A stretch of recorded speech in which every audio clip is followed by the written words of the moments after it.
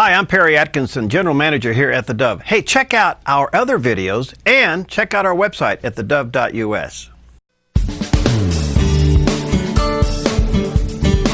Well, welcome back to Focus Today. Steve Johnson here with you, and my guest is Nancy Livingood from Lovejoy Hospice.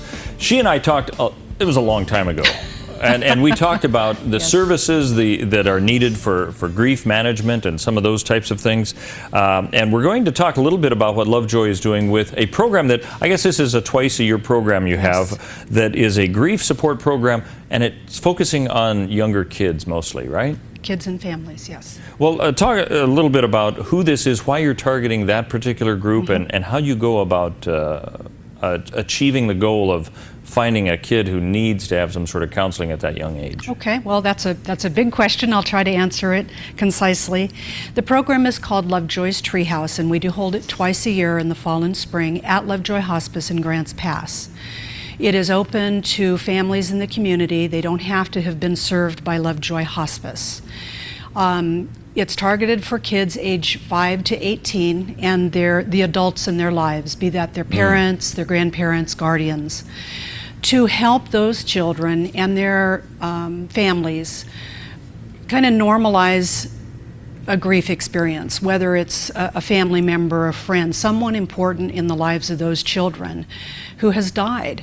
Oftentimes, I think in our culture, we tend to want to shelter the kids and let's not talk about it.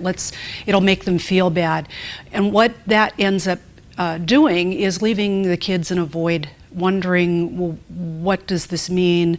How do I deal with how I'm feeling?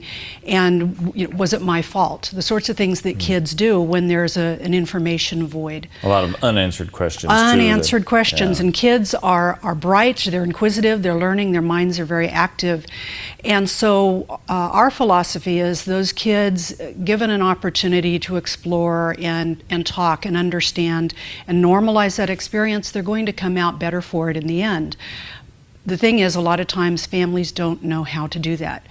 We as adults oftentimes don't know how to deal with our grief and how do we process that and come to terms with it. Yeah. So the program is intended to work with those children and the adults in their lives, again, to kind of normalize that death is a part of life.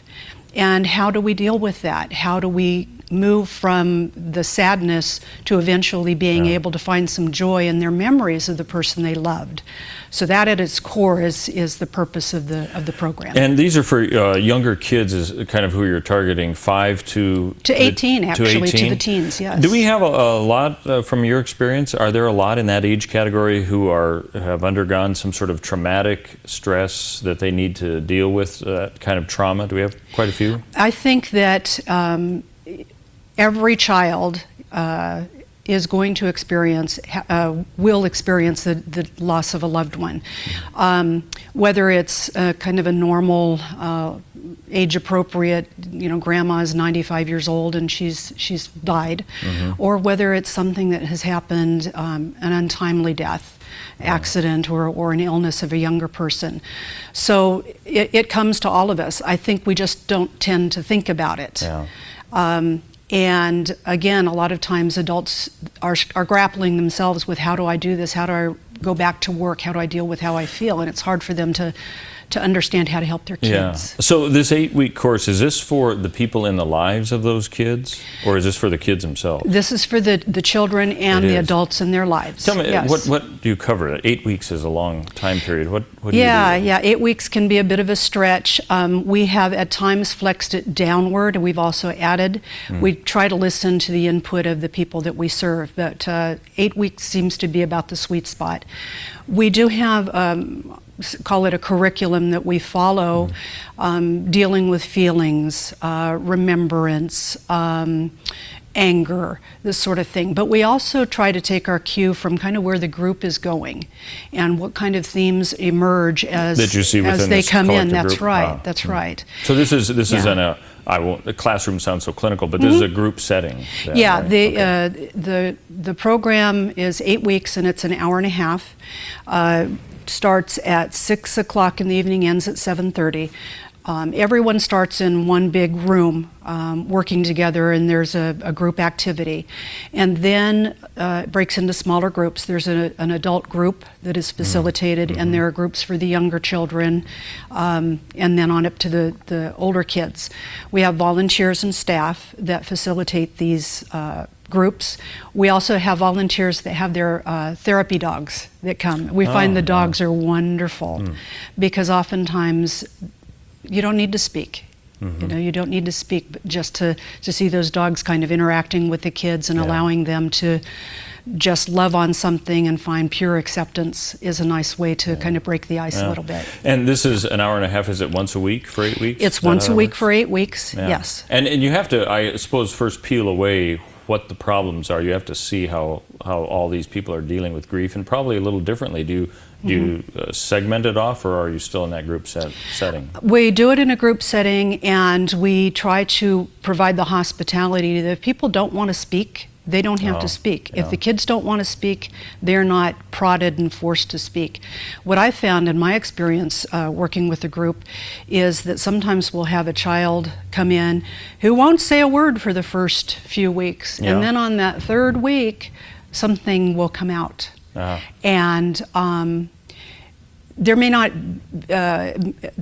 be a follow-up question or prod by the adult who is facilitating that group, more just giving the kid the opportunity to talk.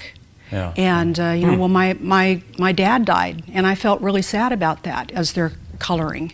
And then again, depending on kind of what the child or the other kids are doing, it may be the kids talking, well, you know, my dad died too. Well, it wasn't my dad, it was my brother. That's where the group aspect, the dynamic comes into play. Exactly.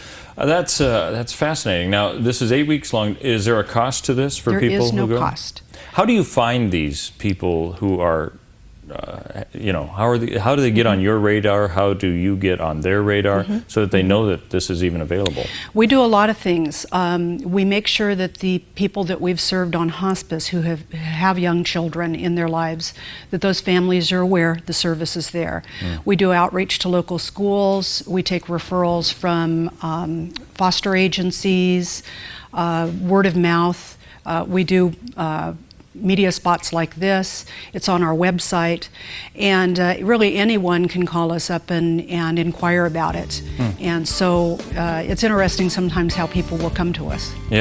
And what's the easiest way that they can get in touch with you for this 8-week series? When does this actually start, first of all? It starts on April 2nd, and we do try to do some screening, make sure people understand what the program is. They can call us at Lovejoy Hospice at 541-474-1193, or they can go to our website, which is www.lovejoyhospice.org.